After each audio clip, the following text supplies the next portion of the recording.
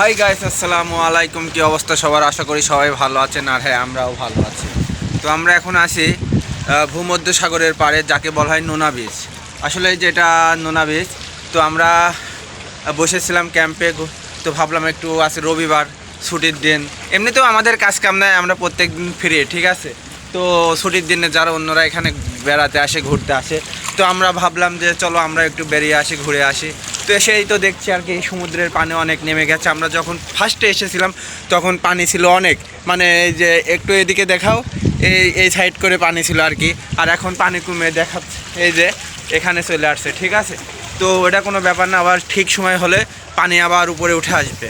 তো এখন কথা হলো, আমরা এখানে কয়েকটা ছবি উঠলাম। আমি উঠলাম, 7 দিন এখনও উঠি নাই। আর এই যে এই সাইডটা দেখুন, যে এখানে আর কি সবাই জিম করছে, ব্যায়াম করছে, ঘোরাঘুরি করছে। আর এই যে আমার সাথে, তুমি ক্যামেরাটা একটু ঘোরাও, এই যে আমার পাশে, আমার পাশে পিছনে যে দুইটা একটা ছেলে মেয়ে দেখতে পাচ্ছি, এরা অনেকক্ষণ আগে থেকে এখানে নামার ট্রাই করছে, আমরা এসে পর্যন্ত দেখে যাচ্ছি।